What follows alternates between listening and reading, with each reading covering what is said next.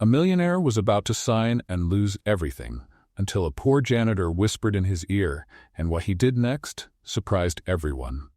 Before we begin, let us know in the comments where you're watching from. And at the end, don't forget to rate this story from 0 to 10. Enjoy. David Miller was about to sign the contract that would seal the biggest business merger of his career. Sterling Corporation promised to take his company to a whole new level. Billions were at stake. He was focused, just seconds away from signing the contract when the door to the room opened. Anna, one of the cleaning staff, walked in with her cart. "Sorry, I'll just empty the trash real quick," she said softly and respectfully. No one seemed to mind. They were all too busy celebrating ahead of time. Anna walked over to the trash can next to David's chair. She bent down, pretending to adjust the bags. Then she leaned slightly to the side, bringing her face close to his. That's when she whispered, in a barely audible voice, "Don't sign.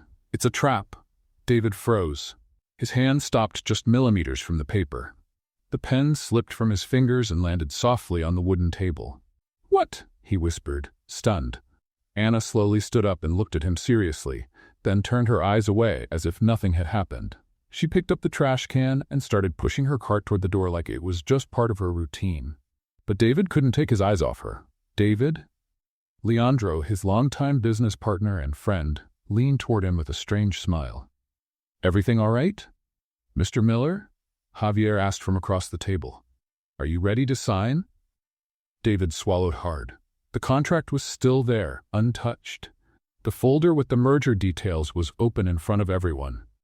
He looked at Leandro's face, then Javier's. And finally, at the door, where Anna was just about to leave. The whole world seemed a little off balance. "I need 5 minutes," he said suddenly, standing up abruptly. 5 minutes? Leandro tried to keep his tone light, but his eyes narrowed slightly. "Is everything okay? I need to take care of something," David replied as he walked toward the door. "Mr. Miller, everyone's here. All the terms have been reviewed. There's nothing left to change," Javier protested, starting to sound annoyed. 5 minutes, David repeated firmly. Without waiting for any more objections, he stepped out the door and pushed it closed behind him. Anna was just a few steps down the hallway, pushing her cart. When she heard his quick footsteps behind her, she stopped. "You," David said firmly, pointing at her. "With me. Now." She hesitated, surprised, but nodded. They walked in silence to a small break room. David walked in first and she followed. He shut the door firmly behind them and looked at her with a controlled intensity. "Explain, now," he said, arms crossed and eyes locked on hers. "And convince me you're not completely insane for interrupting me like that." Anna stood there holding a trash bag in one hand. "I know how it sounds, but I overheard conversations, things no one else did. They're setting you up." "Who's they?" "Sterling, and your partner, Leandro." Her voice shook slightly but then steadied. "They're using the contract to transfer hidden debts and destabilize your company. If you sign it, you'll be giving everything away." David stared at her for a long moment. Part of him wanted to laugh. The other part couldn't ignore the chill that ran down his spine. "What's your name?" "Anna." "How long have you worked here?" 8 months, on the night shift." "All right, Anna." He stepped closer, his gaze firm. "Let me be clear. If this is a lie, a conspiracy theory, or some attempt to get attention, you're fired. On the spot." Anna bit her lip, but didn't look away. "I understand, and I accept that. But if I stay silent and you lose everything, I'd never forgive myself." David turned his face and looked at his reflection in the glass wall. Chicago kept spinning below, but his world had just cracked. This woman had nothing to gain and everything to lose. Yet she was standing there anyway. "Do you have proof?" he asked without looking at her. "I do. Photos, records, screenshots. I can show you tonight." 7 o'clock, right here in this room, he said, nodding toward the space. "Bring everything. If you don't convince me, it'll be your last day here." Anna just nodded. David waited for her to leave before pressing his forehead against the cold wall. Outside, the contract was still waiting for his signature. But now, for the first time in his entire career, he was hesitating. David walked back into the meeting room, his heart pounding. All eyes turned to him as he pushed the door open. Leandro was leaning over the table, speaking quietly with Javier, but straightened up quickly when he saw him. "Did you take care of what you needed?" Leandro asked, his smile not reaching his eyes. Yes. David walked toward the table but didn't sit down. He looked at the contract, then at the faces around him. Actually, I think I need to review a few clauses again. Review? Javier frowned. Mr. Miller, we spent weeks going over every detail of this document. And that's exactly why I want to take one last look. David picked up the folder and closed it firmly. Let's reschedule for tomorrow. The silence in the room was tense. Leandro stood up slowly, his fists pressed against the table. David, this doesn't make sense. We're wasting valuable time. Sterling has other interested parties, you know that. Then let them be. David stared coldly at his childhood friend. One night won't make a difference. It will. Javier slammed his hand on the table. The market's unstable. The stock is up. It's now or never. David watched the man's agitated reaction. Anna had been right about something. This pressure wasn't normal. The decision is mine. He took the contract and placed it in his briefcase. I'll see you tomorrow. Without giving them a chance to argue, David left the room, leaving behind a group of visibly angry men. At exactly 7 o'clock, David walked into the break room. Anna was already there, sitting in one of the chairs with a small backpack on her lap. She stood as soon as she saw him. Thank you for coming, she said, her voice steadier than in the morning. Show me what you've got. David sat across from her at the small round table. Anna opened her backpack and took out her phone. Her hands trembled slightly as she scrolled through the photos. It all started 3 weeks ago. I was cleaning Leandro's office when I heard voices in the next room. She paused and took a deep breath. I recognized his voice and a woman's. They were talking about you. David leaned forward. Go on. Her name is Sophia. Blonde, tall, always wearing expensive clothes. Anna slid her finger on the screen and showed him a blurry photo taken through a crack in the door. This is her. David felt a chill run down his spine. Sophia Delgado, his ex-girlfriend. The one who ended things 2 years ago, saying they were too different. How is she involved in this? She and Leandro, they're together now, and they're planning something against you. Anna swiped to the next photo. Listen to this. She hit play on a recording. The audio wasn't great, but the voices were clear enough. Once he signs, we'll have full control of the assets. Are you sure David suspects nothing? David's always been too naive to notice when he's being betrayed. It was true with me, and it will be true now. What if he finds out? He won't. Trust me, Sophia. In 48 hours, we'll own his company. David ran a hand over his face, the world spinning around him. Leandro's voice was unmistakable, and Sophia's laugh, the one that once made him fall in love, now sounded like poison. Is there more? He asked, his voice rough. Anna nodded and flipped through more photos. Documents snapped in a hurry, contracts with clauses different from the ones David had seen, bank transfers to accounts he didn't recognize. They changed the original contract. Anna pointed to one of the images. See this section? In the version you have, it says you'll keep 60% control. But in the real one, the one they'll use when you sign, you're left with only 20%. This is... David took the phone and brought it closer. This is document fraud. It's a crime. And that's not all. Anna moved to the next photo. This $15 million transfer happened last week, from Sterling's account to Leandro's personal account. David stood up and walked to the window. Chicago sparkled below in the darkness, but to him, everything felt dim. Why? He murmured, more to himself. Leandro's been my best friend for 15 years. We went to college together, built everything from scratch. Sometimes people change when there's a lot of money involved. Anna said, putting the phone away. Or maybe they were always like that, and you just didn't want to see it. David turned around, still trying to process everything. Why are you telling me this? You could lose your job. Anna hesitated. Because it's the right thing to do. I can't just stay quiet and watch someone get betrayed like that. David studied her. There was more to it. He could feel it. But Anna clearly wasn't ready to say it. These pieces of evidence. How can I be sure they're real? I understand why you don't trust me, Anna said as she put her phone away. But if you sign tomorrow, you'll lose everything. They've already planned every step. David stayed silent for a long time. Part of him desperately wanted not to believe it.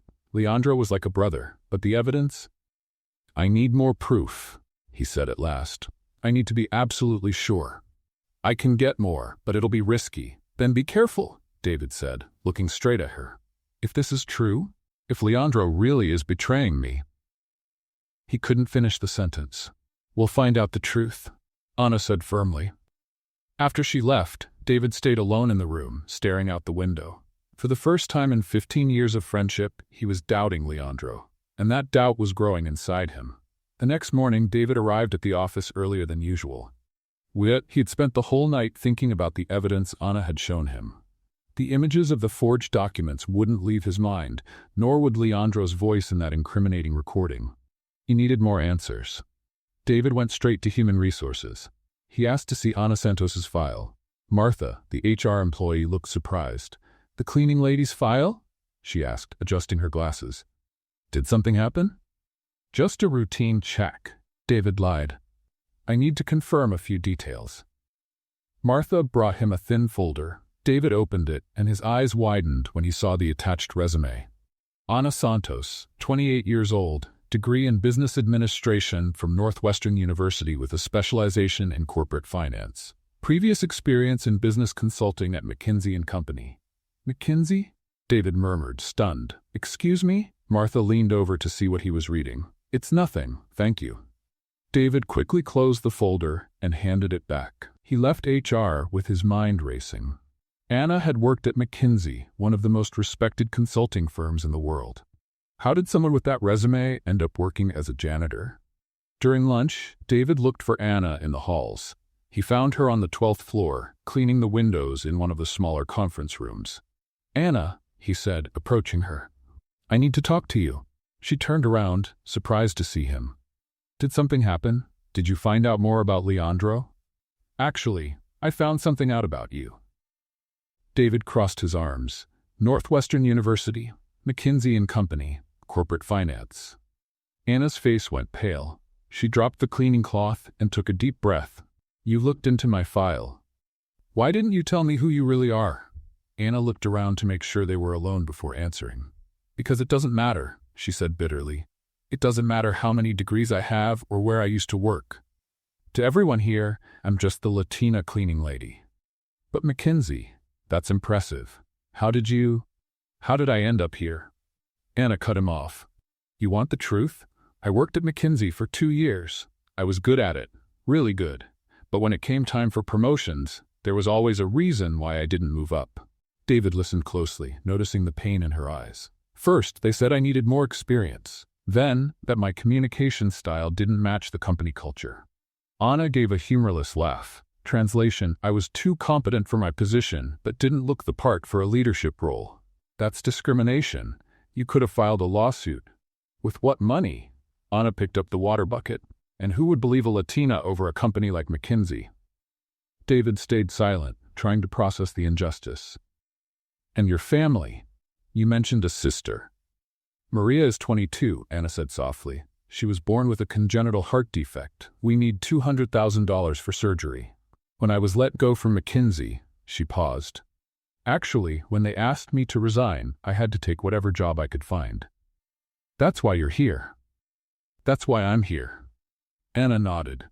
"The health plan covers part of Maria's treatment, and even though the pay is low, it helps with her medication. I can't afford to be unemployed." David felt a tightness in his chest. Here was a brilliant woman, educated at one of the best universities in the country, with experience at a top firm, working as a janitor because of prejudice and family needs. "Anna, I had no idea." "Well, now you do." She went back to cleaning the windows. "That's why I recognized the forged documents right away. I spent years analyzing corporate contracts. Those discrepancies stood out to me immediately. And that's why you warned me about the betrayal." Anna stopped cleaning and looked straight at him. "Partly, yes, but also because," she hesitated, "because you're different from the other executives here. I've been watching you for months. You treat everyone with respect no matter their role, and when I saw they were planning to destroy you the same way they ruined my career, you couldn't stay quiet." "Exactly." David watched her for several long seconds. Ana Santos wasn't just a cleaning lady who had overheard something by chance. She was a highly qualified professional who had recognized a corporate fraud and decided to act, even if it meant risking the little she had. "Anna, when all this is over." "David?" Leandro's voice echoed down the hallway. They both turned to see Leandro approaching, a curious look on his face. "What are you doing here?" Leandro asked, glancing from David to Anna. "Just checking on how the cleaning is going," David replied quickly. "You know how particular I am." Leandro looked at Anna, who had gone back to wiping the windows, pretending not to hear their conversation. "Since when do you personally care about the cleaning staff?" Leandro's tone clearly showed his suspicion. "Since I decide to pay more attention to details." David forced a smile. "Speaking of which, did you reschedule the meeting with Sterling for this afternoon?" "Yes, 3 o'clock. Leandro kept watching Anna. "I hope there won't be any more hesitation." "Of course not." David began walking toward the elevator. "Let's grab lunch. I need to go over a few contract adjustments with you." Leandro followed him, but not before casting one last suspicious look toward Anna. At the elevator, Leandro pressed the button and turned to David. "You've been acting strange since yesterday," he said, his voice probing. "Is there something I should know about?" David chose his words carefully. "Just pre-negotiation nerves. You know how I get before big decisions. David, we've been friends for 15 years. We built this company together." Leandro placed a hand on his shoulder. "If something's bothering you, you can tell me." David looked into his best friend's eyes, searching for any sign of deception. But Leandro looked genuinely concerned.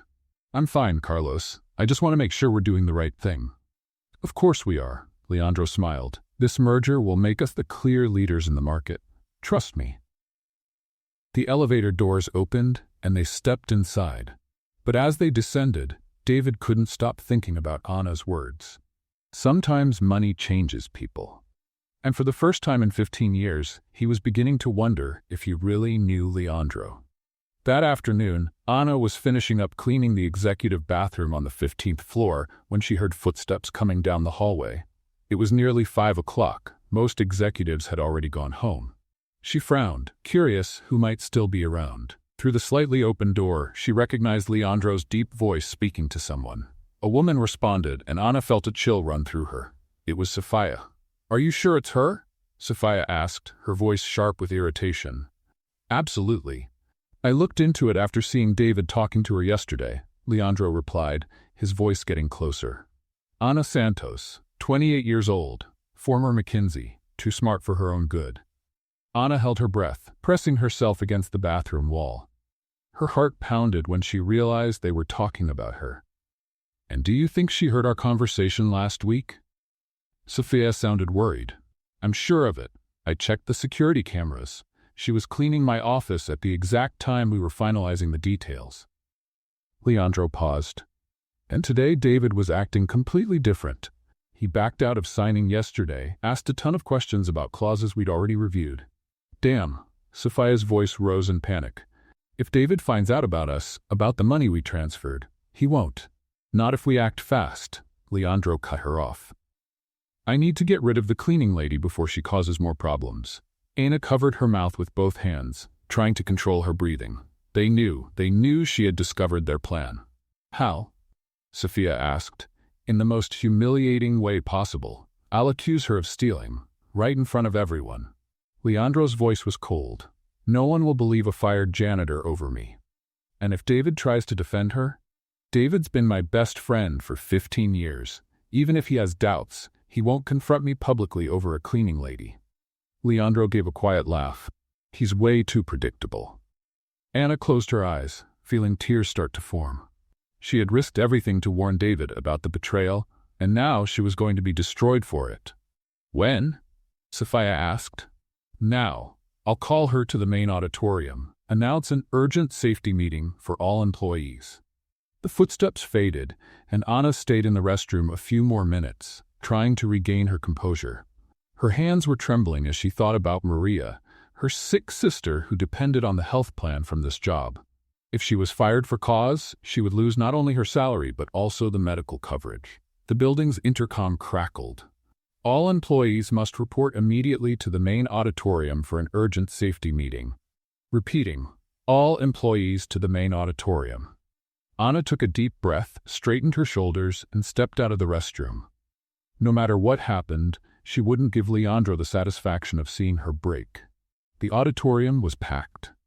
Employees from every department whispered to one another, curious about the sudden meeting. Anna entered from the back, keeping her head high, and stood near the back wall. David sat in the front row, alongside other executives. He looked around the auditorium, and for a brief moment, their eyes met. Anna saw confusion in his face, as if he didn't know the reason for the meeting either. Leandro stepped onto the stage, carrying a manila folder. His face was serious, almost grim. "Thank you all for coming on such short notice," his voice echoed through the microphone. "Unfortunately, I need to address a very serious issue involving the security of our company." A nervous murmur spread through the room. Yesterday, we discovered that confidential documents were photographed and removed from the executive offices. Leandro paused for effect. "This is not only a breach of contract, but also a case of corporate espionage." Anna felt a chill run through her. She knew exactly where this was going. "After a detailed investigation with our security team, we've identified the person responsible." Leandro looked directly at Anna.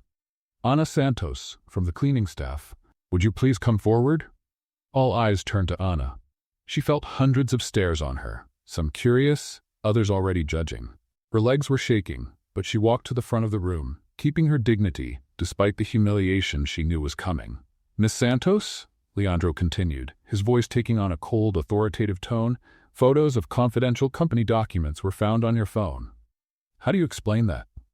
Anna looked at David, sitting in the front row. He seemed shocked, caught between surprise and confusion. She could see the struggle in his eyes. Anna began, but Leandro cut her off. "In addition," he said, "security cameras show you entering executive offices outside of your scheduled cleaning hours." He opened the folder and pulled out printed photos. These images were taken last week. The photos were passed along the front row. Anna saw David take one, and his face twisted into what looked like disappointment. "Miss Santos, theft of intellectual property is a federal crime," Leandro said, stepping closer to her on the stage. "However, given your previously clean record, we're offering termination for cause instead of involving law enforcement. This isn't fair." Anna finally found her voice. "I was trying to protect..." "Protect what?" Leandro interrupted harshly. "Your own interests? Were you planning to sell this information to our competitors?" "No, I was protecting Mr. Miller from..." "Enough!" Leandro slammed his fist on the podium. "I won't allow a dishonest employee to defame this company or its executives." Anna looked at David in desperation, silently pleading for him to say something, to defend her.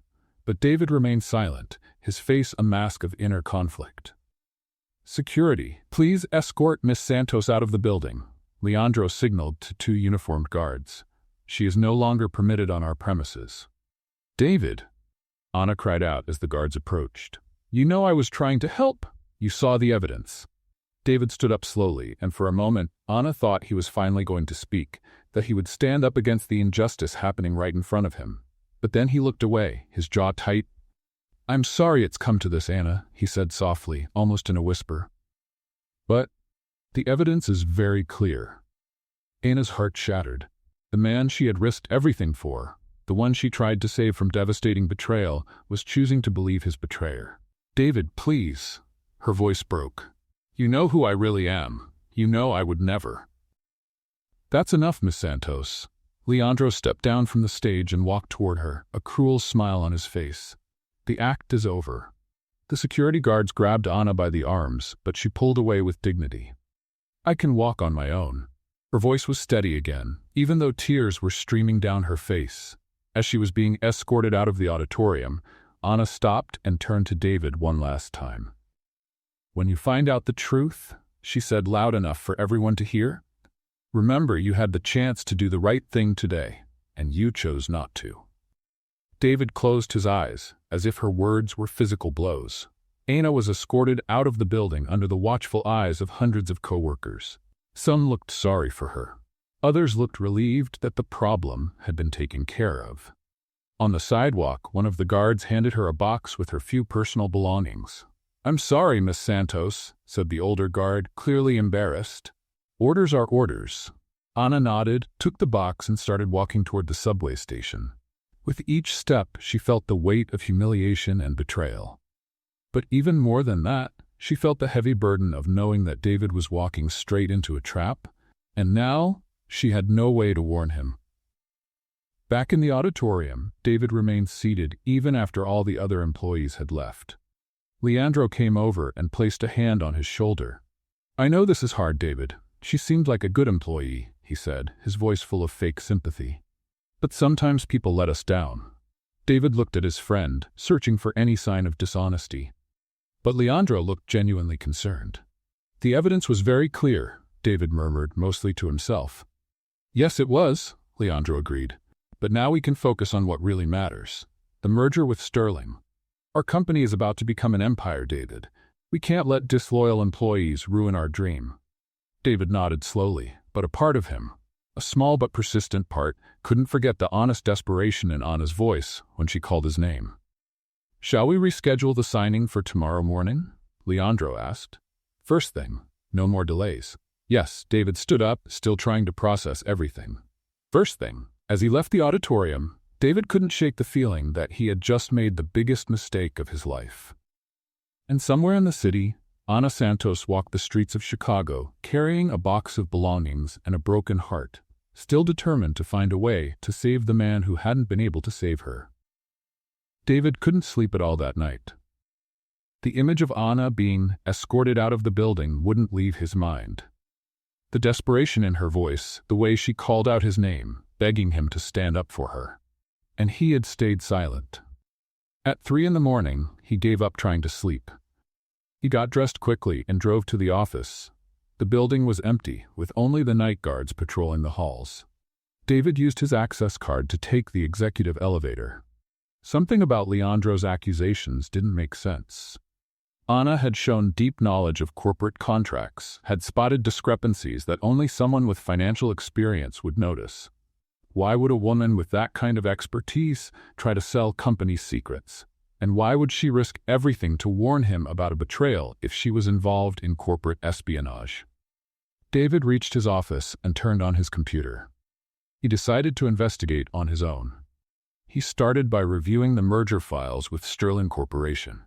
He opened every document, every spreadsheet, every attached contract. Everything seemed normal at first glance, but Anna had mentioned hidden clauses. If they were real, David knew they would be hard to find. 3 hours later, he found the first irregularity. In the main contract on page 47, there was a reference to Addendum C that David had never seen before. According to the document, this addendum included technical specifications and post-merger asset distribution. But when he looked for Addendum C in the digital folder, it wasn't there. Intrigued, David accessed the company's main server. He used his CEO credentials to browse the most protected files. Finally, in an encrypted folder he had never seen before, he found what he was looking for. Addendum C, post-merger asset distribution. David opened the file and felt his blood run cold. According to the document, after the merger, 80% of Miller Technologies' assets would be transferred to a subsidiary called Sterling International Holdings. David had never heard of this company. He kept reading and found out that Sterling International Holdings was registered in the Cayman Islands and had only 2 main shareholders, Leandro Vega and Sofia Delgado. "This can't be," David murmured, reading the document 3 more times just to be sure. But it was all there, in small print and complex legal terms. The plan was both clever and cruel. David would sign the contract thinking he was keeping majority control of the company, when in fact he'd be handing over almost everything to a shell company secretly controlled by his best friend and his ex-girlfriend. David printed the document and kept digging.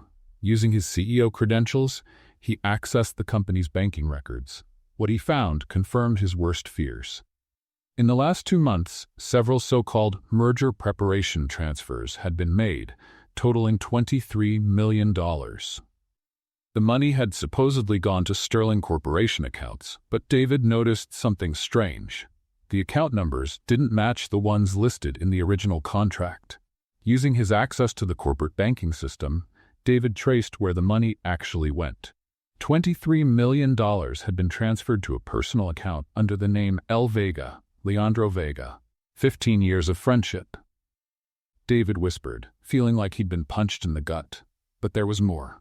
David found emails between Leandro and Sterling executives that he had never been copied on. The messages revealed that the merger was really a hostile takeover in disguise. Sterling Corporation wasn't even a real, active company. It was just a front for the scam Leandro and Sophia had set up. In one email dated 3 weeks ago, Leandro wrote, "David is completely naive. 15 years of friendship blinded him to the possibility of betrayal. By the time he realizes what happened, we'll already have full control of the assets and be out of the country. Sophia was right. He really is too predictable." David had to stop reading. His hands were shaking as he held the mouse. His best friend, the man who had been the best man at his wedding, who cried with him when his mother passed away, who stood beside him while they built the company, was planning to destroy him completely. He kept investigating and uncovered even more of the plan. After David signed the contract, Leandro would announce an emergency restructuring, claiming made-up financial issues. David would be forced to step down as CEO for the good of the company, and Leandro would take full control. Then, all the real assets would be transferred to Sterling International Holdings, leaving David with nothing but debts and legal responsibilities. The plan was so well thought out that David felt both disgust and a twisted sense of respect. Leandro had spent months, maybe even years, planning every single detail. David also found recorded phone calls stored by the company's security system. One of them, from 2 weeks ago, was between Leandro and Sophia. "Leandro, are you sure David won't suspect anything?"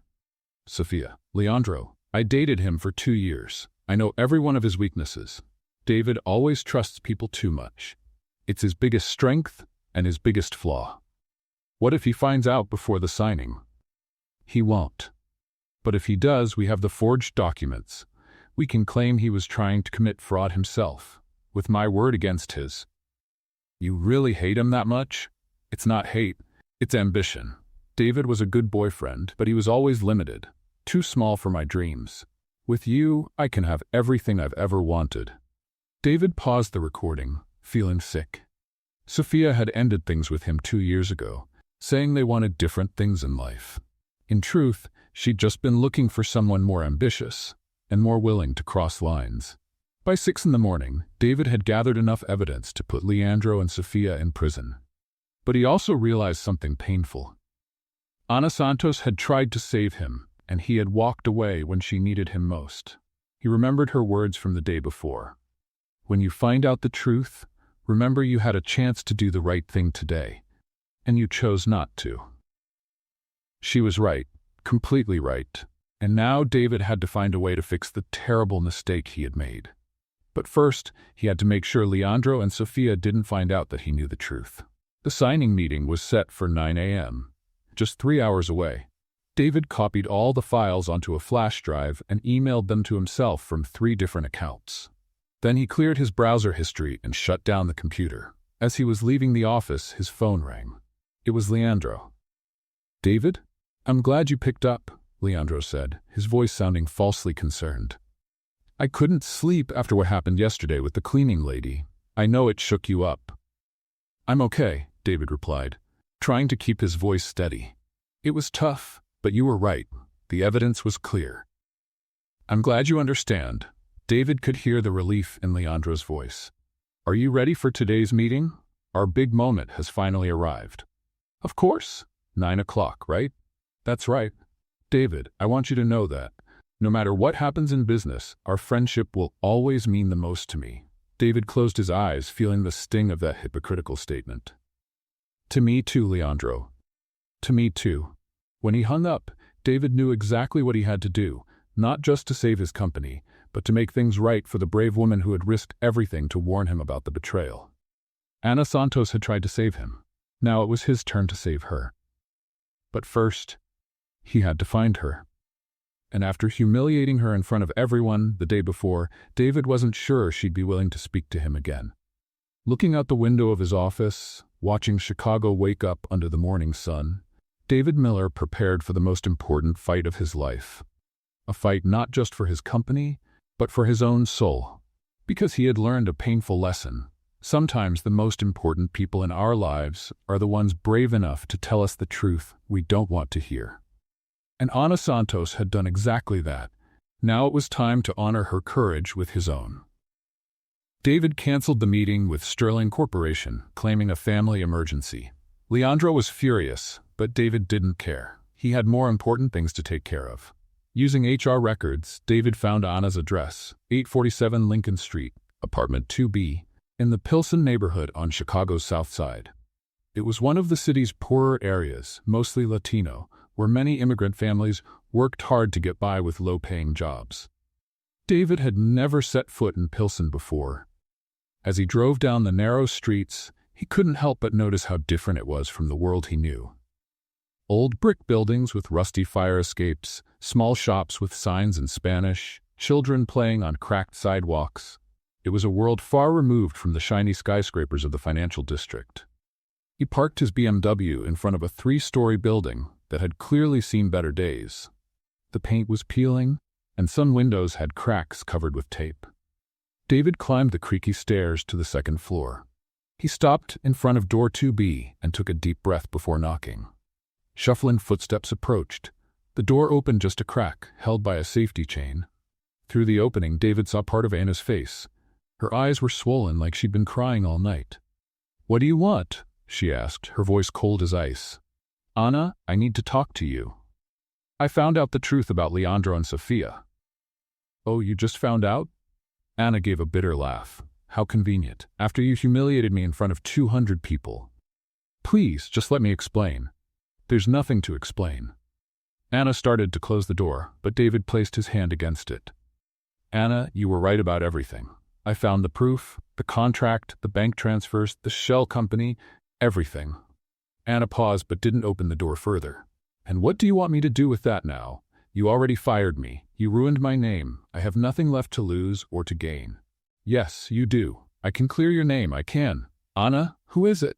A weak voice called from inside the apartment. Ana sighed and looked at David through the crack. "It's my sister. She's not well." "Please," David said. 5 minutes. I just want to apologize, properly." Ana was silent for a long moment, clearly torn. Finally, she removed the chain and opened the door. The apartment was small and modest, but spotlessly clean and neatly arranged. The furniture was old but well cared for. Family photos on the wall showed Ana and a younger woman smiling during happier times. "Maria," Ana called. "We have a visitor." A young woman around 22 came into the room. She was clearly Ana's sister. Same brown eyes, same delicate features, but she looked very ill. Her skin was pale, and she moved slowly, as if every step took effort. "Hi," Maria said with a faint smile. "You must be Ana's boss." David felt a tightness in his chest. Ana had lost her job but hadn't told her sister yet. "Former boss," Ana corrected quickly. "David, this is my sister Maria. Maria, this is David Miller." Maria extended a frail hand and David shook it gently. "Ana talks a lot about you," Maria said. "She says you're not like other bosses, more human." David looked at Ana, who turned her eyes away, clearly embarrassed.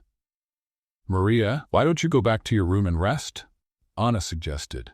"The doctor said you need to save your strength." "All right." Maria headed slowly toward the hallway, but stopped. "It was nice meeting you, Mr. Miller. Please take care of my sister. She's the bravest person I know." After Maria left the room, David turned to Ana. "Why didn't you tell me how serious her condition is?" "I told you she needed surgery."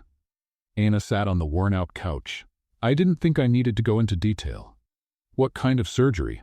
Ana hesitated before answering. "A heart valve transplant. Maria was born with a congenital defect. Her current valve is failing. Without the surgery," her voice broke, "doctors say she might have 6 months." David felt like he'd been punched. Ana had been dealing with all this on her own, working as a janitor to keep her sister's health insurance, and he had fired her right when she needed it most. "How much does the surgery cost?" $200,000. Ana wiped her eyes. "The company's health plan covered 60%. I was saving for the rest, doing extra work on the weekends." "Ana, I can pay." "No." She stood up abruptly. "I don't want your pity or your charity." "It's not pity, it's responsibility." David stood up too. "I made a terrible mistake yesterday. I treated you unfairly." "You didn't treat me unfairly." Ana's voice was filled with pain. "You betrayed me." You knew who I was, you knew I was trying to help you, and you still said nothing while Leandro humiliated me. I was confused, torn between your best friend and a janitor. Anna cut him off. And you chose your best friend, even knowing he was lying. David ran his hands through his hair, frustrated. You're right. Completely right. I was cowardly and selfish, but now I know the truth, and I want to make things right.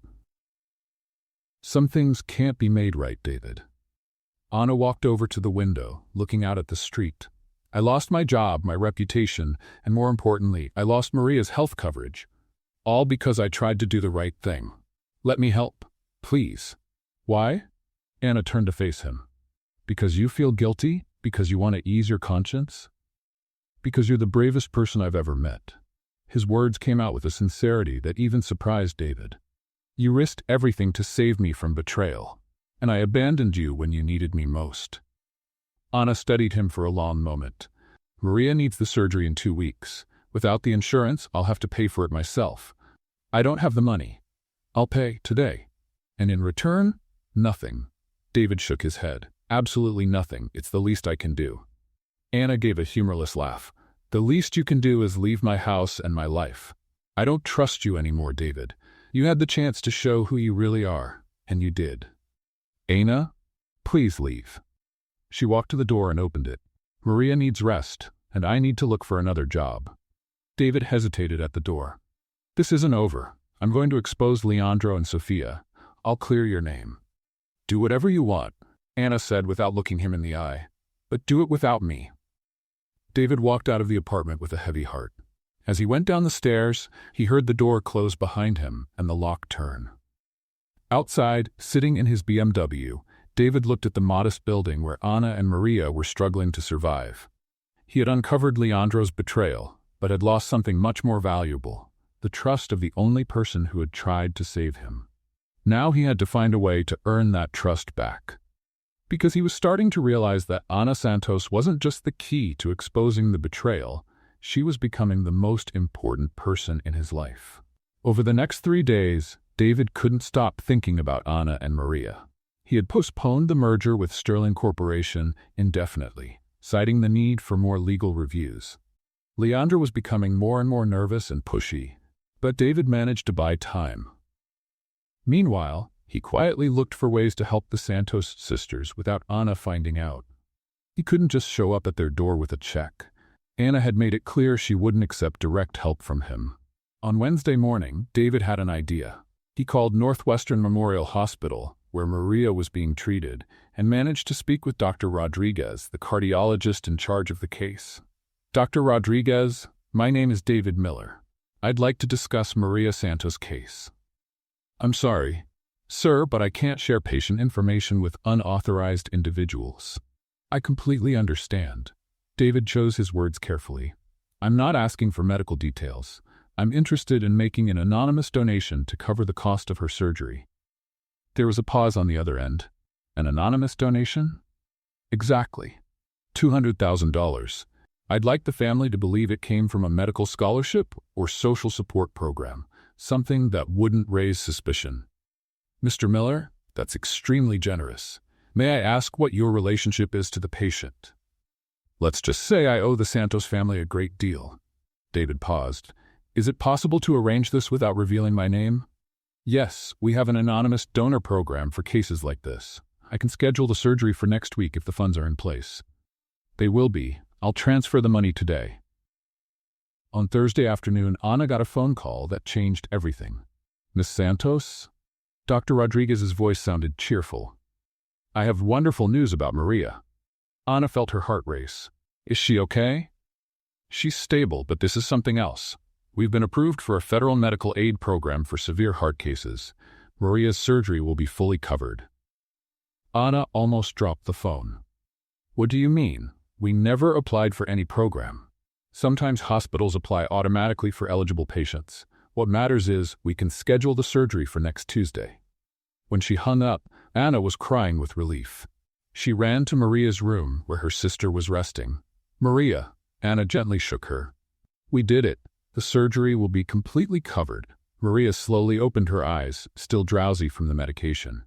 What do you mean? A government program. They're paying for everything. Anna hugged her sister carefully. You're going to be okay, Maria. You're going to be completely okay. David found out his donation had gone through when Dr. Seth Rodriguez called to confirm the surgery was scheduled. He felt a kind of satisfaction he hadn't felt in years, the feeling of doing something truly good without expecting anything in return. But there was still the matter of regaining Anna's trust. And for that, he needed a different kind of plan. On Friday night, David was walking through Millennium Park when he had an idea. Anna had mentioned that she worked extra jobs on weekends to save money. Maybe she was still doing that, even after losing her job at Miller Technologies. David spent all of Saturday looking for her. He visited cafes, restaurants, and offices that hired weekend cleaning staff. Finally, at 5 in the afternoon, he found her. Anna was cleaning the windows of a small accounting office on North Michigan Avenue. She wore simple clothes and had her hair tied back in a ponytail. Even while doing manual labor, she carried herself with a quiet dignity that David found inspiring. He waited across the street until she finished and came out of the building. Anna, he approached carefully. She turned, surprised and clearly annoyed. Are you following me now? No. I mean, yes, but not the way you think. David stumbled over his words. I heard about Maria's surgery, that it was approved by a government program. Anna looked at him with suspicion. So what? I'm happy for you. Truly happy. Thank you. She started walking toward the subway station. David walked alongside her. Anna, can I talk to you? Just 5 minutes? About what? About how awful I feel about what happened. About how you were right about everything. About how I want to make things right this time. Anna stopped and looked at him. David, I understand you feel guilty, but like I said before, I don't need your pity. It's not pity. David took a deep breath. It's admiration, respect, and something more I'm still trying to figure out. Anna frowned. Something more? You made me question everything I thought I knew about myself. David stepped a little closer. About loyalty, about courage, about doing the right thing, even when it's hard. David, please let me finish. He went on. You risked everything to save me from betrayal, and when it was my turn to stand up for you, I failed. But that taught me something important about who I really am and who I want to become. Anna looked at him in silence for a long moment. And who do you want to become? Someone worthy of the courage you showed. Someone who doesn't let fear or blind loyalty get in the way of doing what's right. The cold Chicago wind blew between them, and Anna pulled her coat tighter around her. It's chilly out here, she said, glancing around. There's a coffee shop on the corner. We can talk there. The small cafe was nearly empty. They sat at a table by the window, 2 steaming cups of hot chocolate between them. So, Anna said, stirring her drink with a small spoon, what did you find out about Leandro and Sophia? David pulled a folder from his backpack and laid it on the table. Everything. The entire plan. He opened the folder and showed her the documents. The shell company, the wire transfers, the fake contract. They were planning to steal 80% of my assets. Anna flipped through the papers, and David saw her eyes widen as she read. This is worse than I imagined. She looked up at him. What are you going to do? Expose them publicly on Monday. David leaned in closer. But I need your help. My help? You still have the original photos, the recordings. I need your evidence to complete the case. Anna fell silent, thinking it over. And then, after Leandro and Sophia are exposed, then David hesitated. Then I'd like you to come back to the company, not as a cleaner, as vice president of operations. Anna nearly choked on her hot chocolate. Vice president? You have the knowledge, the experience, and the integrity. The company needs people like you in leadership. David, Anna shook her head. It's crazy. You're not just anything, David interrupted. You're smart, brave, and honest. Those are exactly the qualities I need by my side. They sat quietly for a few minutes, the weight of the conversation settling between them. Can I think about it? Anna asked finally. Of course, but Anna. David reached across the table, his hand almost touching hers. No matter what you decide about the job, I'd like to have you in my life, in some way. Anna looked at his hand, then at his eyes. David, we come from very different worlds. No, he said, shaking his head. I used to think that, but I don't anymore. We're just 2 people who believe in doing what's right, even when it's hard. When they left the cafe, night had fallen. The lights of Chicago sparkled around them, creating an almost magical atmosphere. They walked slowly toward the subway station, neither in a hurry to end the night. "David," Anna said as they reached the entrance to the station, "thank you for today, for listening, for being different than I thought you were. And thank you for giving me a second chance. I know I didn't deserve it." They stood under the streetlights, looking at each other. Anna looked beautiful, her cheeks pink from the cold, her eyes shining under the stars. "Anna," David stepped closer. "Yes? Can I kiss you?" Anna hesitated only for a second, then nodded. David kissed her gently at first, then more confidently as she responded. It was a sweet kiss, full of promises and new beginnings. When they pulled apart, they were both smiling. "This just made things more complicated," Anna said, but her smile showed she didn't mind. "The best things in life usually do," David replied. Anna laughed and walked toward the subway entrance. "I'll call you tomorrow," she said, "to go over the plan for Monday. And to talk about us." She confirmed before disappearing down the stairs. David stood on the sidewalk for several minutes, gazing at the stars above Chicago. For the first time in weeks, he felt like everything was going to be okay. On Monday, he would face Leandro and Sofia. But this time, he wouldn't be alone. He would have Anna by his side, and that made all the difference. On Monday morning, David arrived at the office determined to carry out his plan. He had spent all of Sunday with Anna, planning every detail of how to expose Leandro and Sofia. They had scheduled a board meeting for 2:00, where they would present all the evidence of the betrayal. David stored the incriminating documents in his personal safe and prepared copies to hand out during the meeting. He was nervous, but confident. Anna would arrive at noon to go over the final details. At 10:00, Leandro walked into his office without knocking. "David, we need to talk." His voice had a tone David had never heard before, cold, threatening.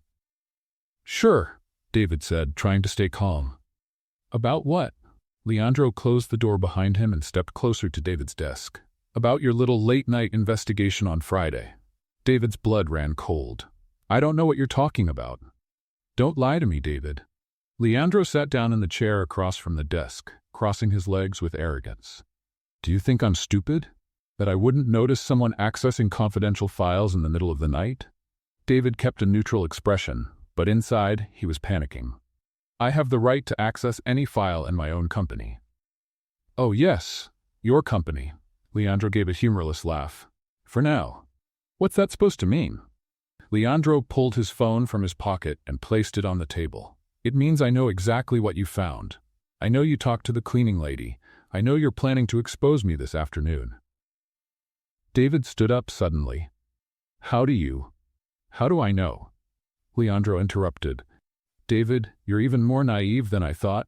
You think I don't have people keeping me informed about your every move?" The office door opened again, and Sofia walked in.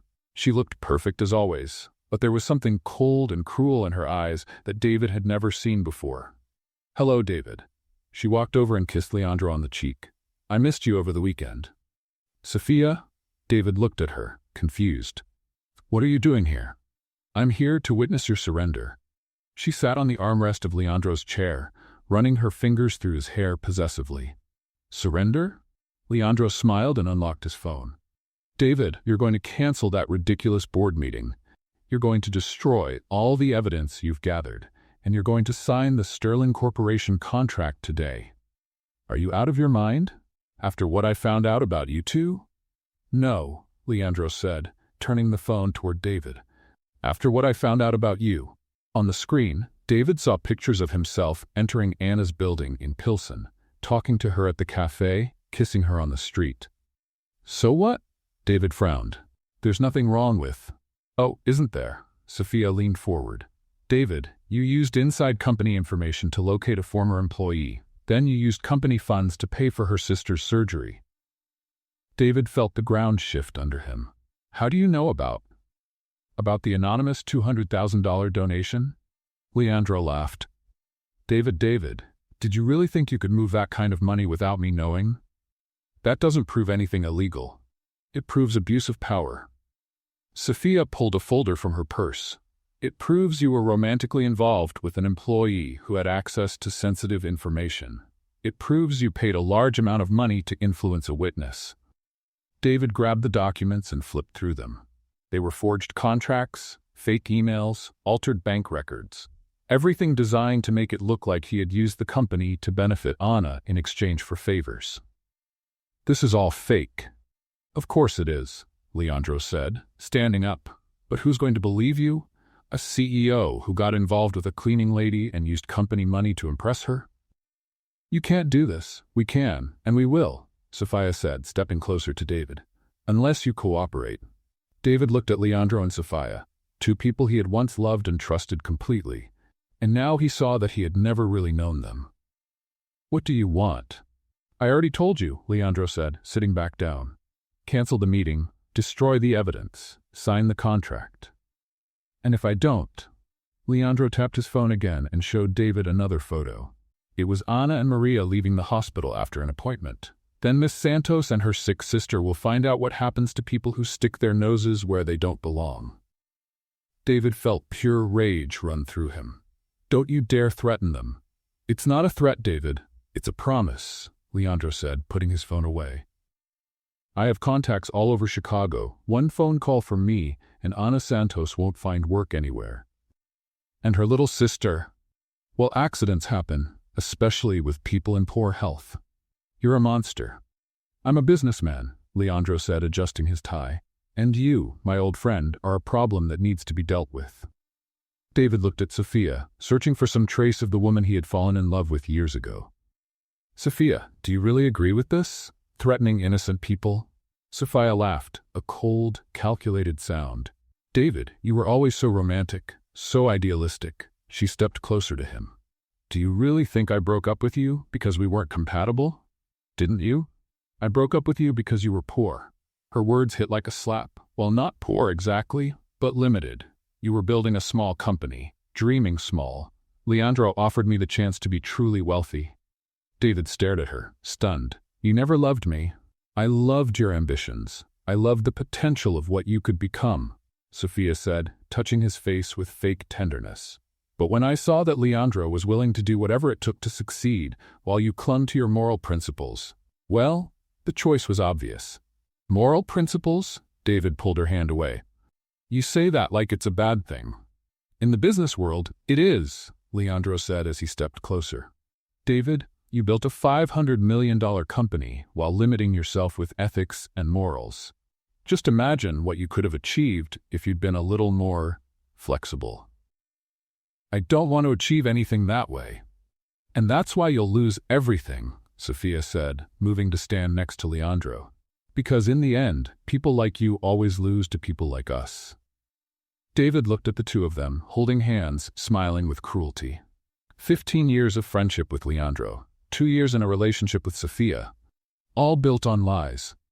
"You have 1 hour to decide," Leandro said, checking his expensive wristwatch. "Noon. Either you sign the contract or we destroy you and everything you care about." "And Anna?" David asked. "If I cooperate, will you leave her alone?" "If you cooperate and keep your mouth shut, Ana Santos and her sister can go on living their small, insignificant lives in peace," Leandro said, opening the door.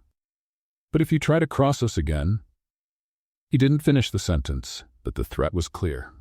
After they left, David sank into his chair. He looked out the window at Chicago, the city he'd called home for most of his adult life. Now it felt cold and unfamiliar. His phone rang. It was Anna. "David, I'm arriving at the building. Is everything ready for the meeting?" David closed his eyes. If he told Anna the truth, he'd be putting her and Maria in danger. But if he lied, "David, are you there?" "I'm here," he said, his voice rough. "Anna, about the meeting?" "Yes?" David looked at the folder with the evidence on his desk. Then he looked at the forged documents Sophia had left. 2 versions of the truth. One that could save his company, the other that could protect the woman he was beginning to love.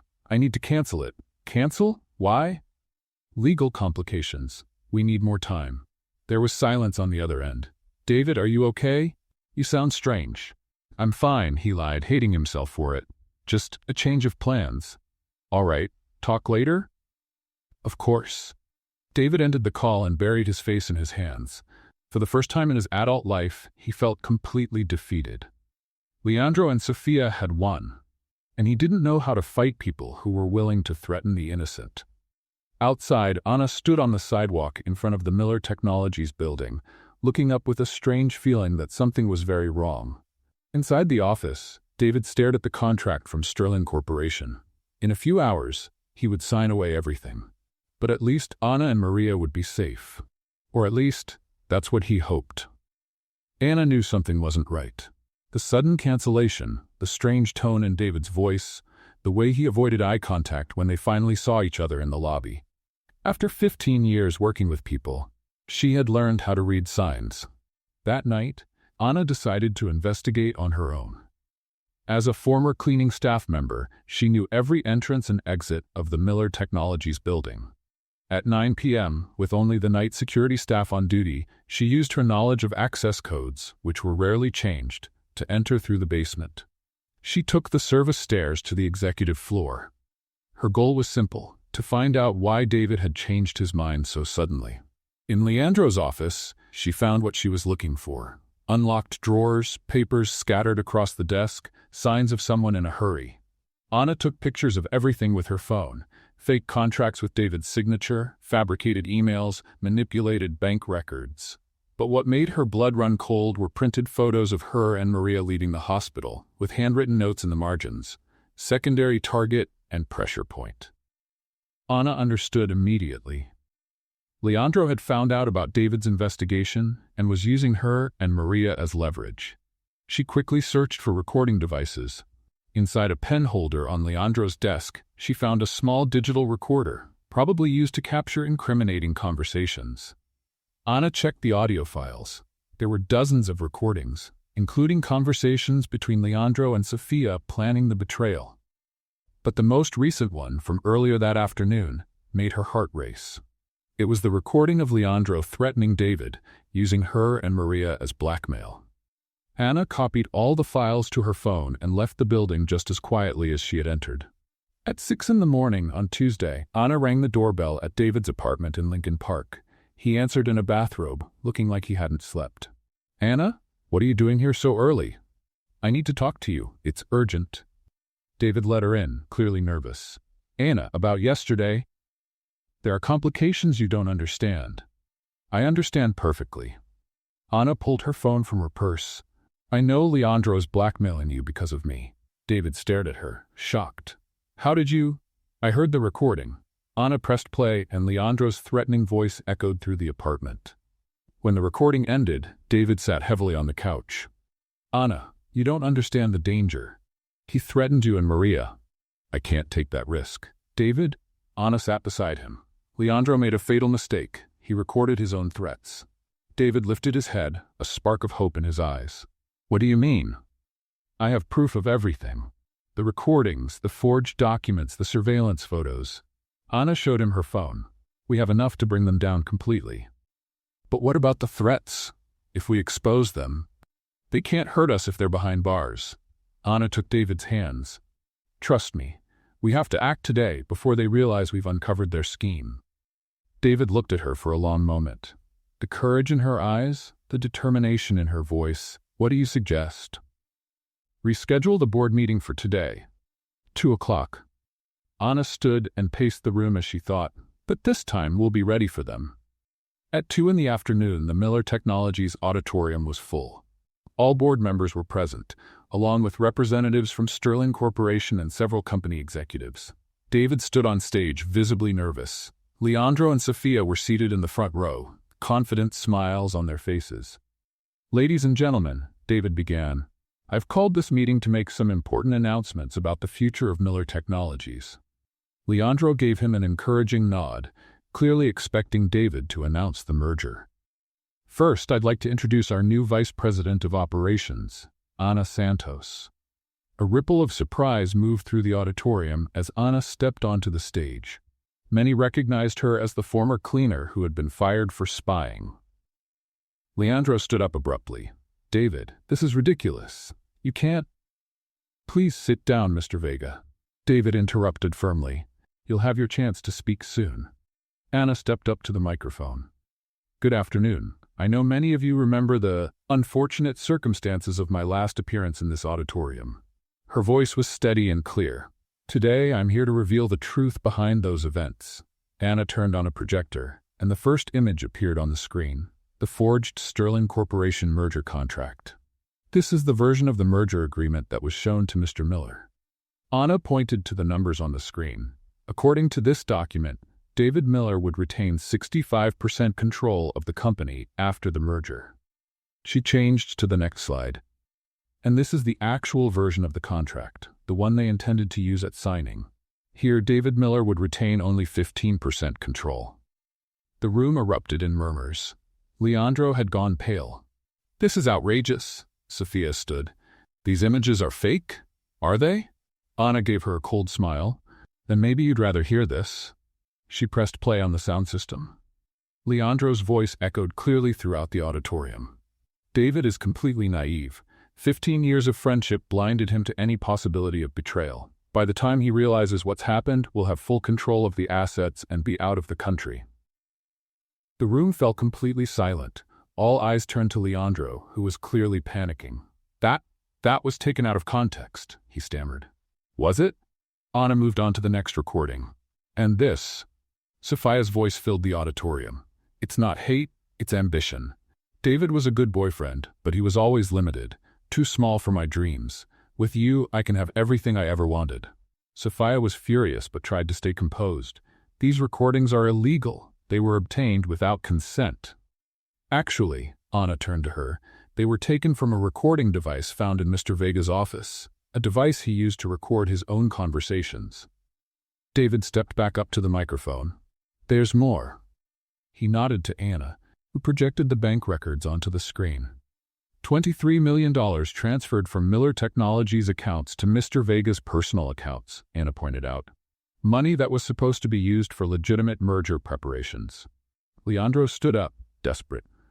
"David, we've been friends for 15 years. Are you really going to believe this? This brave woman who risked everything to save me from betrayal?" David interrupted. "Yes, Leandro, I'm going to believe her, because unlike you, she never lied to me." Mr. Roberto, the main representative of Sterling Corporation, stood up. "Mr. Miller, Sterling Corporation had no knowledge of these irregularities. We are a legitimate company that was deceived by dishonest representatives." "We completely understand," David nodded. "In fact, we'd like to discuss a legitimate merger with you in the future, on honest terms." Leandro looked around the auditorium, seeing only faces full of disapproval and disgust. At last, his mask of being a respectable executive had fully dropped. "You know what?" he said with a bitter laugh. "I don't regret a thing. David, you were always too weak to do what needed to be done. You deserve to lose everything. And you deserve what's coming to you," said a new voice echoing through the auditorium. Everyone turned to see Detective Johnson from the Chicago Police entering with 2 other officers. "Leandro Vega and Sofia Delgado, you are under arrest for corporate fraud, document forgery, and attempted extortion." As Leandro and Sofia were handcuffed, the auditorium broke into applause. Anna smiled at David, who returned the look with deep gratitude and something more. "How did you know to come here?" David asked the detective. "Miss Santos contacted us this morning with the evidence," the detective replied with a smile. "Cases like this, with such clear proof, are a prosecutor's dream." As Leandro and Sofia were escorted out, Leandro shouted at David, "This isn't over. I have lawyers. I have contacts." "You had them?" David replied calmly. "Now all you have is a jail cell." When the auditorium finally emptied, David and Anna were left alone on stage. "So," Anna said with a smile, "how was my first day as vice president?" "Unforgettable." David pulled her into his arms. "Anna, you saved me in every possible way." "We saved each other," she said, gently touching his face. "Together." David kissed her right there, on the stage where just hours earlier his life had nearly been torn apart. Now, with Anna in his arms, he felt like he was finally building something real. "And now?" Anna asked when their kiss ended. "Now," David smiled, "we have a company to rebuild and a life to build, together." Outside the building, the sound of police sirens faded into the distance, carrying away 15 years of false friendship and 2 years of fake love. But inside the building, something true and beautiful was just beginning. 2 weeks after the confrontation, Anna was finishing her review of the financial reports in her new office, a spacious room on the same executive floor as David's, with a view of Lake Michigan. As vice president of Miller Technologies, she had already implemented changes that were showing impressive results. A soft knock on the door pulled her from her thoughts. "Come in," she said, without looking up from the documents. "Madam Vice President, do you have a minute for your CEO?" David's playful voice made her smile. "I always have time for my boss." Anna finally looked up and was surprised. David was holding a bouquet of red roses. "What's this?"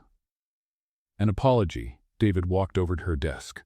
"I know you've been working non-stop these past 2 weeks, and I haven't shown enough how much I appreciate everything you've done." Anna stood up, touched by the gesture. "David, you don't have to." "I do." He handed her the flowers. "Anna, you didn't just save my company. You saved my life. You helped me see the man I truly want to be. You were already a good man. You just needed to learn to trust the right instincts." David smiled and checked the time. "It's 5:30. How about we get out of here? I have a surprise for you." David drove through the streets of Chicago in silence, a mysterious smile on his face. Anna tried several times to guess where they were going, but he simply said it was a surprise. Finally, they stopped at North Avenue Beach. The October sun was setting over Lake Michigan, painting the sky in shades of orange and pink. "What are we doing here?" Anna asked as they walked along the sand. "Do you remember the first time we really talked?" David stopped and turned to her. "In the break room, when you showed me the evidence?" "Of course. You said if I was lying, it would be my last day at the company. And you said if you stayed silent and I lost everything, you'd never forgive yourself." David took her hands. "Anna, that night you showed me what real courage looks like."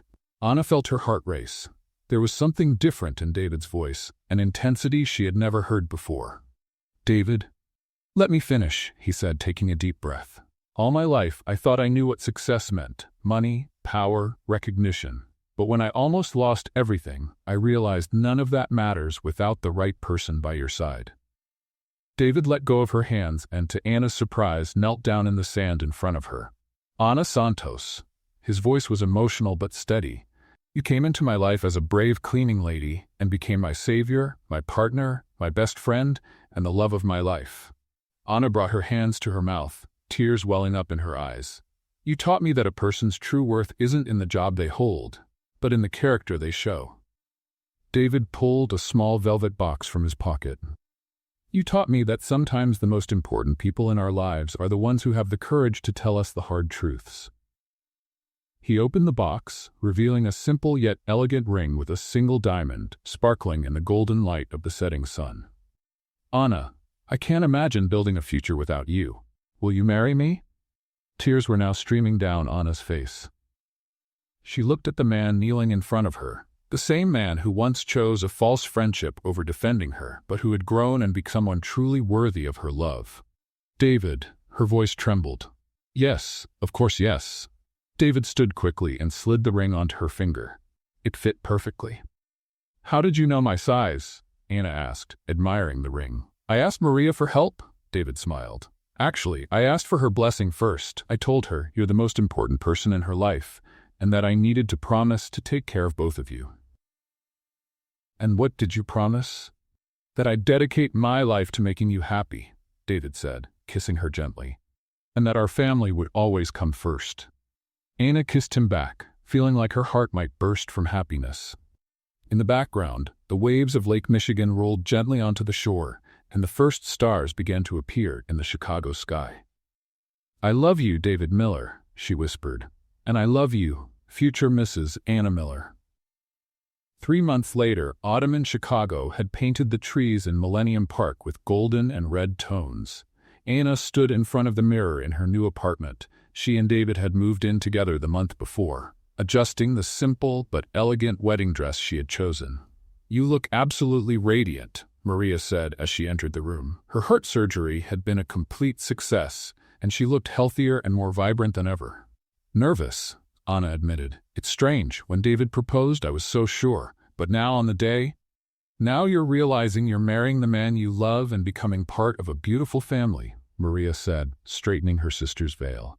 "Anna, you deserve all this happiness."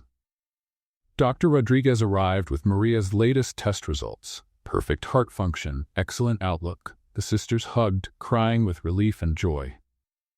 An hour later, Anna walked down the glass aisle at the Lincoln Park Conservatory. The tropical greenery created a magical setting, and about 50 guests waited among palm trees and orchids. David stood at the altar, glowing with happiness. When he saw Anna, his face lit up with that smile that always made her heart race. "You look stunning," he whispered when she reached him. "And you look perfect," Anna whispered back. Reverend Williams began the ceremony, speaking about love, courage, and second chances. When it was time for the vows, David spoke first. "Anna, you came into my life whispering a truth I didn't want to hear. You taught me that real strength comes from integrity, and that true love is built on trust and mutual respect. I promise to be worthy of your courage every day of our lives." Anna wiped away a tear before speaking. "David, you've shown me that some people really do change, that some men truly keep their promises. I promise to stand by your side as your partner in everything, through joy and hardship."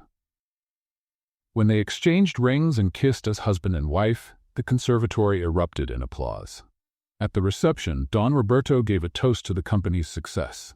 In the 3 months since Anna had become vice president, Miller Technologies had grown by 30% and secured major partnerships.